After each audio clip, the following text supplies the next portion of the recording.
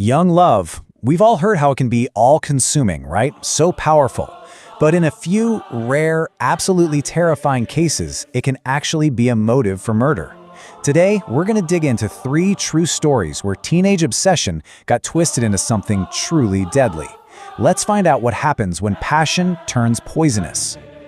Can you imagine hearing that? That was a real threat, made by a 15-year-old girl. It was a threat that, well, nobody really took seriously. Until it was way too late. It's such a chilling glimpse into a mind where fantasy and reality were about to just violently collide. I mean, you look at the young women at the center of these cases, and on the surface, they're just high school students. But underneath, there was this toxic mix of jealousy and control just brewing and brewing. We're going to break down exactly how these poison's passions led them to kill.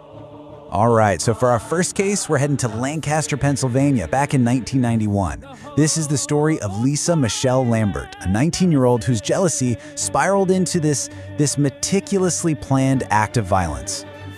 So let's meet the key players here. You have Lisa Lambert, who is in this super volatile relationship with a guy named Lawrence Yinkin.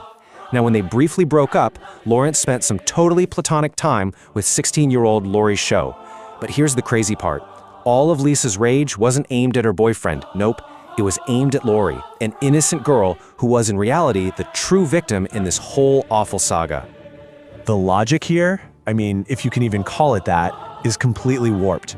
After Lawrence brutally assaults Lori, Lisa's anger isn't directed at her abusive partner. No, it's aimed at the 16-year-old girl he just victimized. And instead of leaving him, what does she do?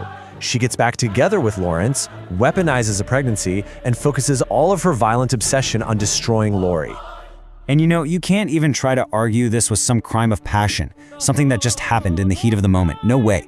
This timeline shows a methodical escalation. The harassment was relentless. We're talking threatening phone calls, a physical assault in public at a mall. So when Lori's family finally pressed charges, it wasn't a deterrent for Lisa, it was the final trigger. For her, that was the point of no return. The crime itself was just so cold and calculated.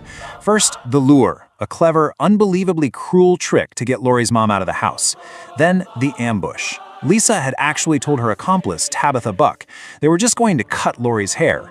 But her plan was so much more sinister. In the end, though, despite her horrific injuries, Lori's final act was to make sure justice was served by whispering her killer's name.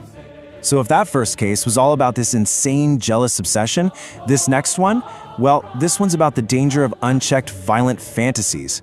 We're now in New York's Central Park in 1997, where a privileged but deeply disturbed teenager turned her own